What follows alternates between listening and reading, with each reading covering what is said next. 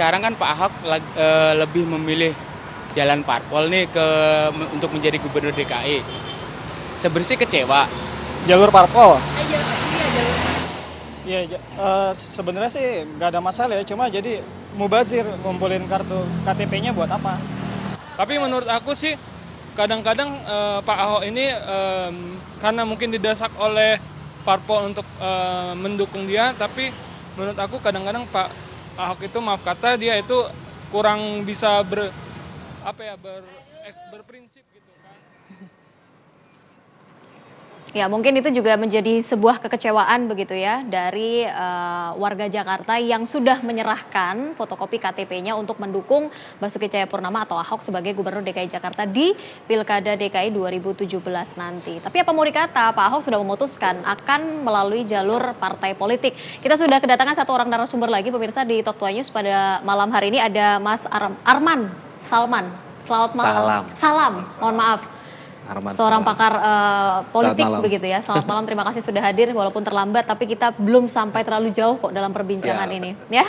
Siap push up nih enggak? Tidak perlu sepertinya. Ini gara-gara ini nih Pak Haji nih, macetnya nggak hilang-hilang di Jakarta nih. Nggak Pak Haji. Macet di Jakarta, mungkin kemarin gubernurnya sedang sibuk ini sebenarnya untuk menentukan posisinya. Mas Arman, kalau Anda melihat Pak Ahok sudah memutuskan ini untuk masuk ke jalur politik sebenarnya atau partai politik, adakah ini menjadi pengaruh yang cukup kuat begitu untuk mendukung Pak Ahok ini di 2017? Siapa nih, partai atau publik? Partai dan juga publik tentunya. Saya kira begini, bicara masalah pertarungan pilgub atau pilpres atau pilbub ya, dengan berbagai tingkatan, yang namanya mesin partai ya, mau dia dari partai besar atau partai kecil atau sebaliknya jalur independen, saya kira nilai signifikansinya terhadap kemenangan seorang calon atau kandidat, menurut saya berdasarkan pengalaman yang selama ini kita lihat, kita rasakan dan kita jalankan, itu memang tidak terlalu signifikan. Tidak terlalu signifikan? Ya, jadi memang faktor utama dari kemenangan siapapun itu yang bertarung, itu adalah figur. Itu. Jadi kalau saya melihat, saya pribadi melihat, terlepas dari nanti Pak Ahok, sekarang sudah pasti ya, melalui partai. Saya kira justru banyak benefit yang bisa diambil oleh Pak Ahok ya, terkait dengan keputusan beliau mengambil jalur partai. Pertama, boleh saya langsung sambung? Boleh, boleh. Yang pertama menurut saya pastinya setiap pemimpin itu akan butuh kekuatan parlemen. Ya, baik di tingkat pusat, misalnya presiden, dia butuh kekuatan partai atau Senayan lah kita katakan. Begitupun Pak Ahok di tingkatan gubernur DKI Jakarta. Karena dengan dia bisa bekerja sama dalam tanda petik begitu untuk menyelenggarakan pemerintahan di DKI Jakarta, saya kira nanti berbagai aspek baik kebijakan, kemudian kerja, dan tentunya memberikan pelayanan prima kepada publik Jakarta, saya kira akan memberikan dampak positif. Tapi kalau kita lihat pada waktu sebelumnya begitu ya, bagaimana Pak Ahok juga berasal dari jalur partai, kemudian tiba-tiba memutuskan untuk keluar dari partai dan memilih untuk berdiri sendiri. Namun akhirnya kan tidak ada kecocokan dengan DPRD juga dalam menjalankan pelaksanaannya. Apakah ini juga menjadi salah satu pertimbangan begitu Pak Ahok akhirnya memilih kembali kepada jalur politik, partai politik? Saya pribadi melihat, mohon maaf di sini ada kakanda saya, Pak Enrico, beliau dari PDIP. Setahu saya begini, ini kan perseteruan kemarin itu dengan Pak Haji juga saya dengar di TV-TV kan gitu, tapi saya yakin dua-duanya sangat baik dan konstruktif. Tapi poinnya begini, kan sebenarnya pertarungan kemarin itu kan pertarungan Pak Jokowi dalam tanda petik sebagai Pak Gubernur, betul tidak? Nah, Pak Ahok ini sebagai wakil. Artinya Pak Ahok secara legitimasi partai juga walaupun memang digadang oleh Gerindra pada saat itu, tapi kan saya melihat agak abu-abu. Kalau Pak Jokowi jelas kentara PDIP-nya dalam tanda petik kan begitu. Sementara setelah ditinggalkan Pak Jokowi naik menjadi presiden, ini siapa punya nih barang, kan gitu kira-kira. Satu sisi juga dulu Pak Ahok pernah berguru di kerajaan Golkar, ya, dalam artian dulu Pak Ahok adalah orang Golkar, kita tahu. Kemudian dicalonkan juga oleh Gerindra kalau tidak salah untuk menjadi wakil Pak Jokowi kalau tidak salah ya. Nah, ini kan saya kira akhirnya partai dalam tanda petik, siapa sih yang tidak mau memiliki raja dalam tanda petik itu kepala daerah. Nah, saya kira ini kan proses-proses melakukan tekanan pasti ada Ya. dalam politik itu. Jadi wajar saja kalau istilah saya Pak Ahok sendiri jadi galau.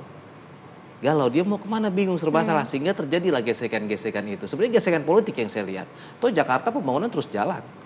Mungkin di belakang juga ada sebagian yang sifatnya itu untuk kebaikan publik Jakarta itu didorong oleh DPRD DKI Jakarta. Tapi yang sifatnya untuk kepentingan politik misalnya begitu, ini kan tarik penarik. Jadi saya kira wajar saja pada saat itu Pak Ahok juga bergening. Nggak dengan partai pun saya bisa. Jeb-jeb lah dia main tuh dengan sahabat Ahok dengan berupaya ke arah sana. Atau pada dasarnya secara pertarungan politik, secara kebiasaan kita yakini jalur partai sudah paling benar menurut saya pribadi ya, karena pasti benefit-benefit itu ada.